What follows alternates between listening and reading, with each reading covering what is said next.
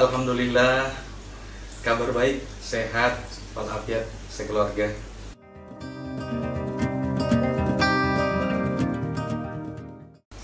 Tidak ada persiapan khusus, mengalir saja seperti air, di santai saja.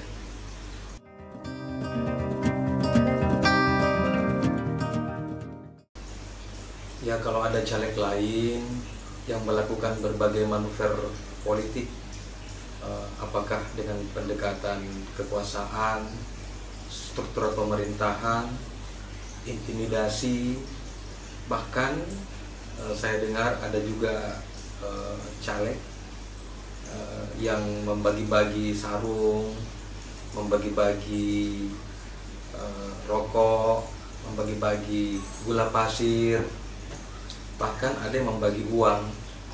Nah, itu pilihan mereka. Kalau saya tidak punya kemampuan untuk melakukan itu, karena selain kita berjuang untuk sebuah niat pengabdian, juga yang paling penting adalah proses pemilu ini kita sebagai generasi muda harus mencerdaskan masyarakat, harus memberikan pendidikan politik yang baik, yang sehat, yang beretika, yang punya adab, yang punya sopan santun. Apalagi seorang caleg itu kan calon pemimpin di masa depan, ya.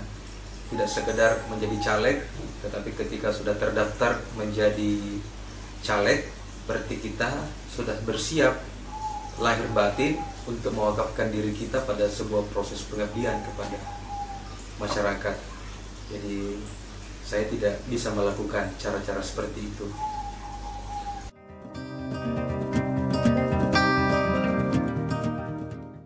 Saya tidak bisa melakukan seperti yang lain lakukan, ya, karena saya pertama memang tidak punya perangkat kekuasaan. Saya bukan siapa-siapa. Saya hanya anak rakyat. Saya hanya anak petani yang kebetulan dalam proses hidup saya ditakdirkan menjadi anggota DPRD Provinsi Sulawesi Selatan dan menjadi anggota DPR, dan sekarang diminta lagi oleh masyarakat untuk melanjutkan di prodi kedua di Senayan. Saya tidak punya jejaring struktural pemerintahan. Saya bukan kelompok dinasti kekuasaan. Saya tidak punya perangkat instrumen kekuasaan untuk saya gerakkan. Yang kedua, saya tidak punya uang, karena selama ini dalam proses pengabdian saya apa adanya. Saya hadirkan program yang memang dibutuhkan masyarakat, bukan pendekatan pada proyek. Jadi saya tidak bermain-main proyek. Jadi saya tidak memiliki kemampuan keuangan, apalagi kalau itu hasil korupsi. Itu sangat saya hindari, karena selain dilarang oleh agama dan dibenarkan dalam Undang-Undang Negara Republik Indonesia, yang paling penting saya adalah seorang anak muda yang harus memberikan edukasi kepada masyarakat luas, terutama di generasi saya dan yang akan datang.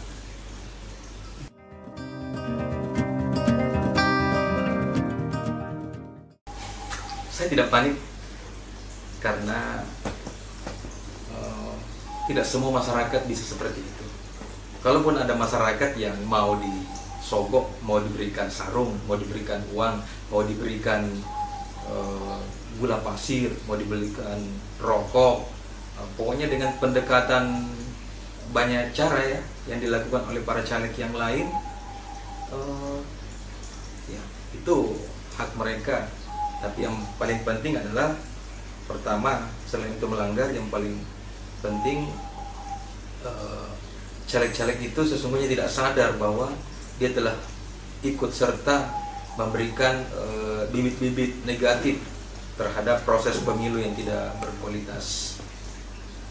Bagi saya, kalau ada caleg yang melakukan seperti itu, maka sesungguhnya caleg itu tidak memiliki substansi. Dia tidak memahami dalam posisi apa dia ingin menjadi wakil rakyat. Dia tidak memahami itu.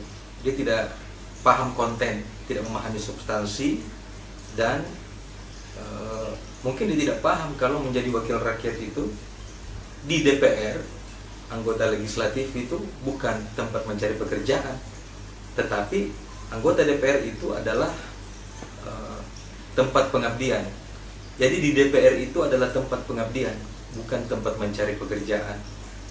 Sehingga apa yang harus kita abdikan adalah karya untuk menjawab kepercayaan masyarakat yang diberikan kepada kita.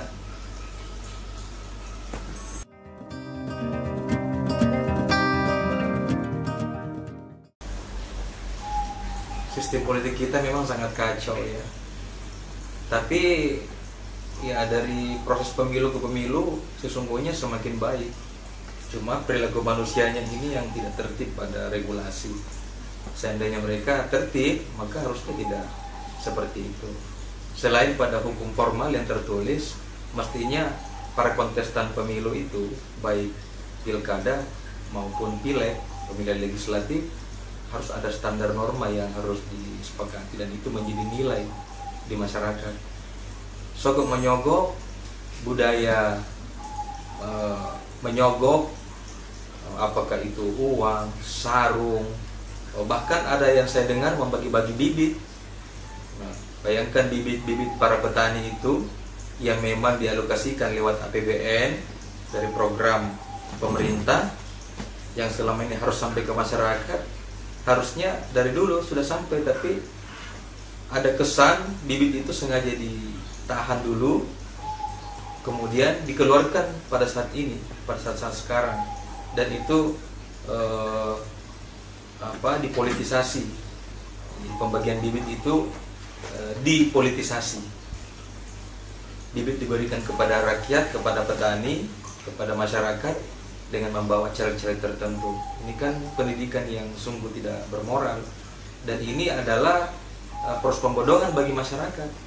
Rakyat harus tahu bahwa bibit itu memang pemberian, itu kewajiban negara, karena itu sudah dianggarkan lewat anggaran pendapatan belanja negara.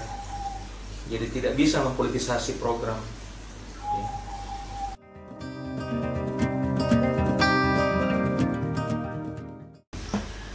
Jadi memang fakta yang terjadi ya,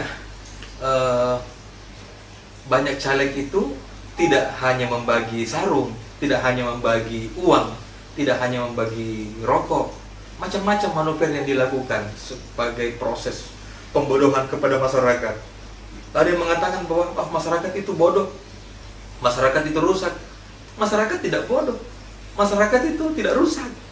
Yang bodoh itu calegnya, yang rusak itu calegnya. Masa seorang caleg sudah berpikir untuk menjadi abdi rakyat, tetapi menawarkan dengan cara-cara yang tidak benar? Itu kan konyol namanya. Itu namanya caleg yang tidak mengerti konten, tidak mengerti substansi, dan dia tidak punya kemampuan. Caleg-caleg seperti ini tidak punya komitmen moral terhadap rakyat. Ya, jangankan itu, bahkan banyak program-program yang telah saya perjuangkan dan sudah dirasakan hasilnya kepada masyarakat, tetapi itu diklaim oleh mereka bahwa itu mereka yang lakukan. Jangankan itu, bahkan pemberian mesin kepada 1.300 nelayan saja, mesin terstandar untuk nelayan, program konversi dari BBM ke gas, saya perjuangkan itu dengan penuh keikhlasan, ketulusan, tidak ada pungutan. Itu malah banyak politisasi, dipungut masyarakat dengan biaya administrasi 300.000, 500.000. Itu kan pembodohan benar terhadap masyarakat. Ya, mudah-mudahan para nelayan ini pada akhirnya tahu bahwa mereka itu ditipu. Bahkan ada yang membagi-bagikan converter kit itu, membagi-bagikan mesin itu untuk kepentingan caleg tertentu. Bahkan ada yang membagi-bagi bibit pertanian kepada masyarakat dengan mengatasnamakan caleg tertentu. Semua itu adalah proses pembodohan terhadap rakyat.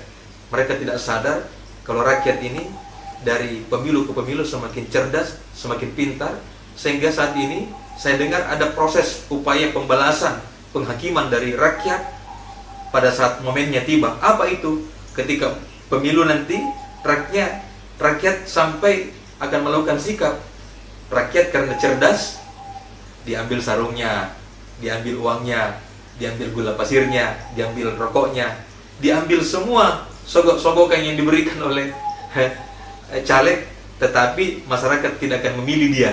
Kenapa? Karena rakyat sudah cerdas, rakyat tak bisa lagi dibohongi, rakyat tak bisa lagi dibodohi. Saya memang tidak punya apa-apa, saya tidak punya kemampuan seperti itu, tapi amanah rakyat yang diberikan ke saya, insya Allah akan saya balas dengan pengabdian yang tulus untuk masyarakat.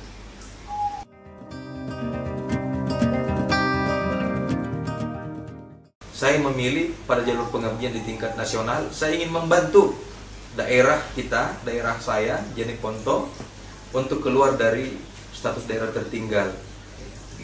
Saya mau berkompetisi, saya mau batte, ibaratnya jangan erjak batte tapi tiap pernah ke si batte-batte. Erjak batte tetapi yang saya lawan adalah Jawa, Sumatera, Bali, Kalimantan. Itu. Jadi siapapun bupati, siapapun kepala daerah, kalau bermain bola, jangan cuma bolanya mati di daerah, jangan cuma bolanya mati di provinsi. Ya. Oper ke saya yang kasih gol di Senayan. Ini adalah ikhtiar saya untuk membantu daerah Jeneponto agar keluar dari status daerah tertinggal. Makanya saya meminta Presiden untuk memberikan perhatian khusus. Saya meminta Menteri untuk memberikan perhatian khusus.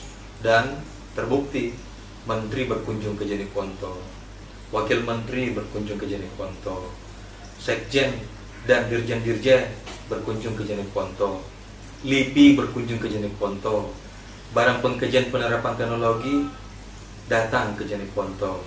Semua harapan saya adalah saya lakukan semua itu dengan satu harapan, agar Jeneponto diperhatikan di tingkat nasional.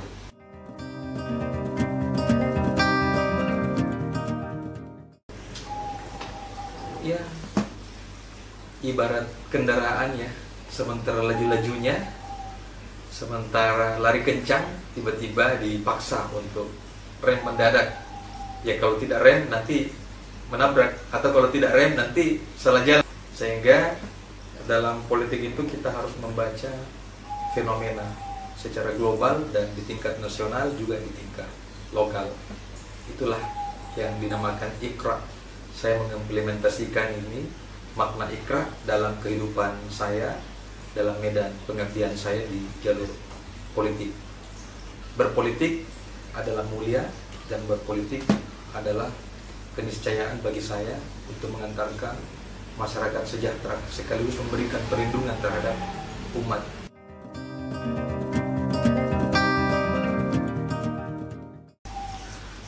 Ya, alhamdulillah selama 30 bulan di DPR ada 31 program yang terrealisasi di Dapil, terutama di Jeneponto.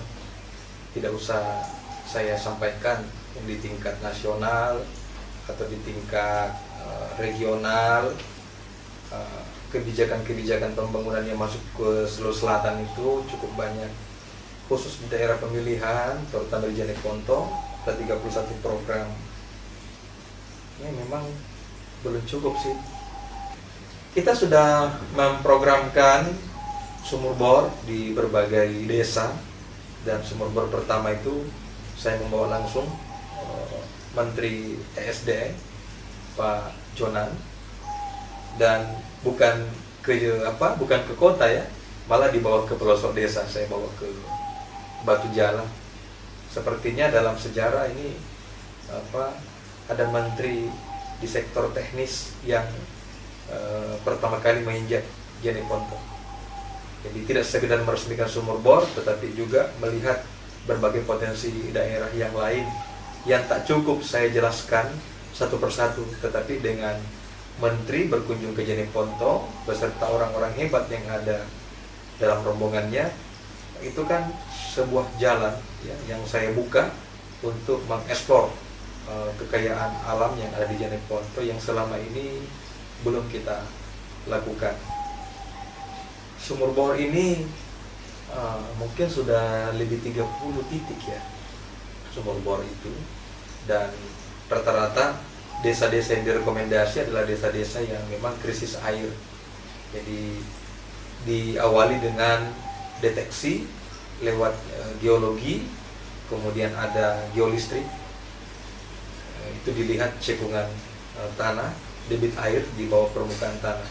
Jadi yang kita lakukan itu adalah bor tanah yang dalam, bukan air permukaan tanah, memenuhi kebutuhan air minum masyarakat.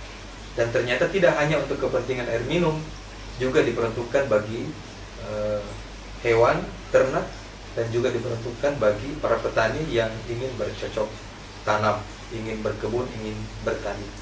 Saya ikhtiarkan satu desa, satu sumur, satu kelurahan, satu sumur. Ayo, siapa yang merekomendasikan di mana tempatnya, insya Allah saya akan meminta Badan Geologi di Kementerian Energi Sumber Daya Mineral untuk melihat langsung, dan insya Allah ikhtiar saya ini akan ditambah terus untuk menyasar di 113 desa dan kelurahan. Karena persoalan air ini urgent, persoalan air ini penting. Ini adalah persoalan klasik yang tidak bisa diselesaikan persoalannya di tingkat daerah. Olehnya itu, keberadaan anggota DPR di tingkat nasional sesuatu yang sangat penting, menyelamatkan putra daerah untuk eksis di tingkat nasional, masuk dalam pusaran pengambilan kebijakan di tingkat nasional, mutlak kita lakukan dalam rangka ikhtiar bersama untuk mengantarkan masyarakat sejahtera. Kalau tidak ada perwakilan pusat dari putra daerah, daerah kita tidak akan bisa maju. Yakin saja. Di tingkat nasional itu orang berebut, ya, anggaran-anggaran nasional itu diperebutkan di berbagai wilayah. Maka dalam konteks itulah saya ingin menjadi ayam Pak Banteng. Saya ingin berlaga di tingkat nasional untuk mengendalikan kebijakan pembangunan juga adil merata di Sulawesi Selatan. Jadi ikhtiar saya menjadi anggota DPR itu supaya saya menjadi jangan Pak Banteng di tingkat nasional, agar mampu berebut posisi anggaran, program pembangunan, berbagai sektor, pertanian, perikanan, perkebunan, energi, ya, agar tidak hanya diperhatikan di wilayah Jawa, tetapi juga menyasar keadilan pemerataan pembangunan di bagian timur Indonesia.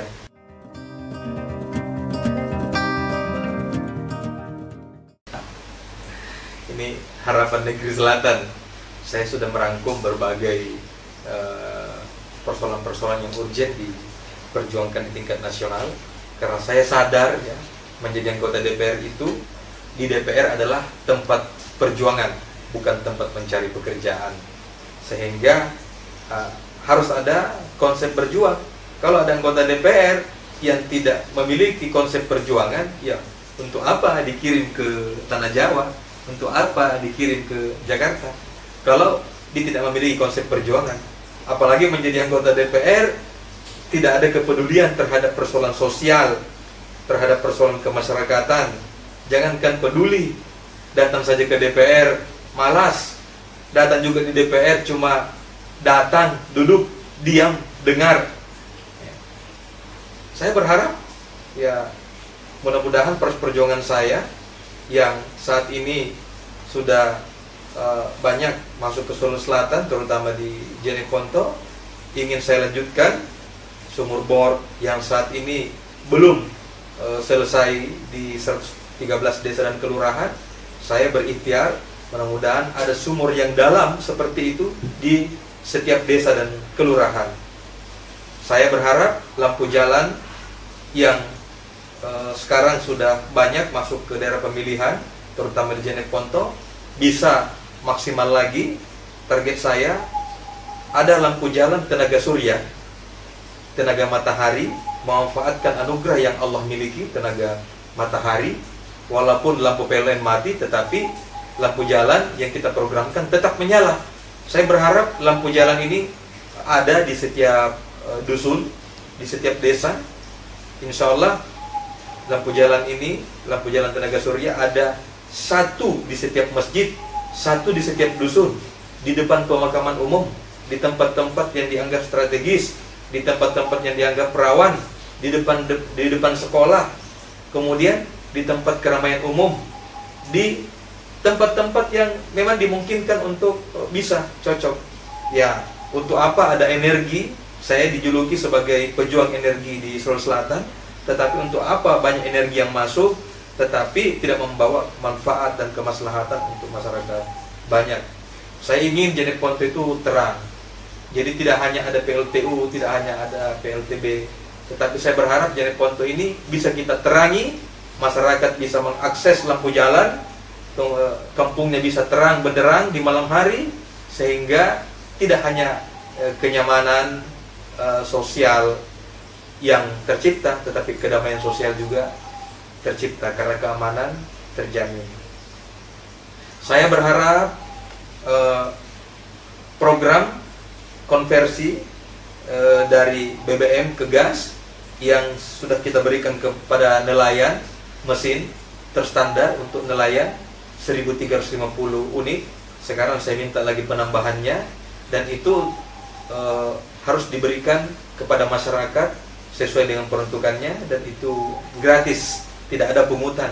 Jika ada pungutan, itu harus dipersoalkan secara hukum. Saya berharap itu bisa ditambah lagi, dimaksimalkan lagi untuk menyasar ke seluruh jumlah nelayan yang ada di dapil saya, terutama di Jenet Ponto, Takalar, dan Bantaeng, Kepulauan Selayar. Saya berharap mudah-mudahan proses pembangunan industri balok, ya, minuman kemasan balok itu segera terrealisasi sebagaimana janji LIPI ke saya yang sekian lama sudah dilakukan proses penelitian. Jadi insya Allah akan kita lakukan proses pengalengan atau pengemasan balok. Jadi akan ada balok kemasan, balok yang terstandar, balok yang dikemas tapi balok manis. Jadi ada namanya minuman khas Sulawesi Selatan, balok mereknya, tetapi ada labelnya halal dari MUI.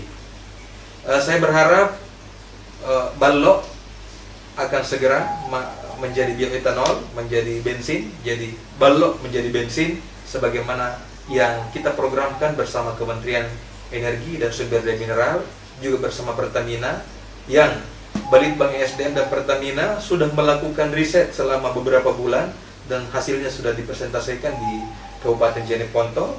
Alhamdulillah hasilnya balok akan menjadi bensin. Jadi di masa depan balok itu tidak lagi diminum oleh manusia, tetapi akan diminum oleh kendaraan bermotor.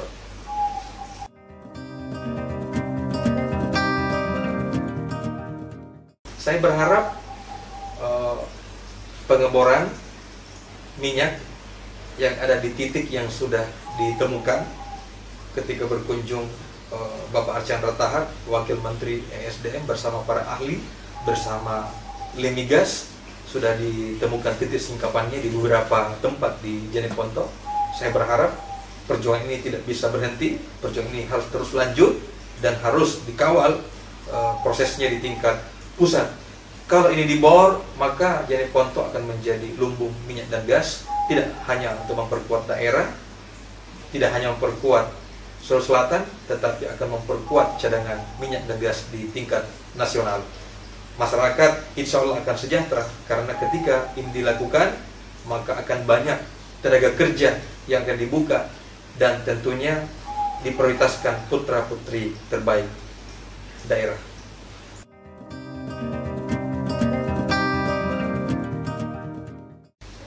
Ya, semua yang sudah dilakukan itu, saya yakin rakyat pada akhirnya akan menyadari, dan masyarakat tidak buta, ya.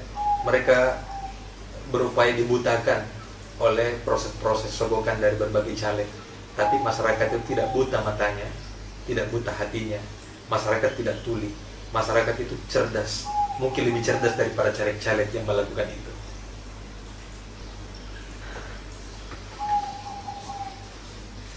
Saya Mokhtar Tompo, saya tak bisa berjanji, tetapi amanah rakyat akan saya balas dengan pengabdian.